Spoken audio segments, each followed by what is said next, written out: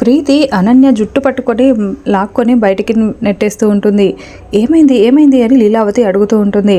అత్తయ్య గారు, ఇది నా హస్బెండ్ని రోహిత్ని హగ్ చేసుకున్న అత్తయ్య గారు అని ప్రీతి చాలా కోపంగా చెప్తూ ఉంటే, ఏంటమ్మా నిజమా అని లీలావతి అడుగుతూ ఉంటుంది. ఇంకా అప్పుడే అక్కడ రోహిత్ కూడా వస్తాడు. ఏంటనన్న అది నిజం కాదని చెప్పు, నిజం కాదని చెప్పు అని లీలావతి అడుగుతూ ఉంటుంది.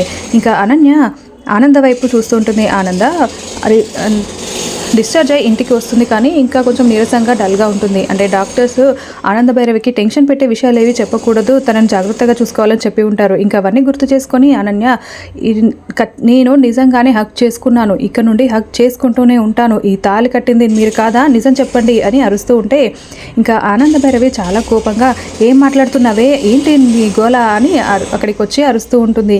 ఇంకా ఆనంద భైరవికి గుండెల్లో నొప్పి వస్తూ ఉంటుంది. ఈ తాళి కట్టింది ఇతనే కదా అని అనన్య తాళి చూపిస్తూ అరుస్తూ ఉంటే ఆనంద భైరవి గుండె నొప్పితో ఇబ్బంది పడుతూ, అది ఏంటి ఇలా మాట్లాడుతున్నావని అనబోతూ ఇబ్బంది పడుతూ ఉంటుంది.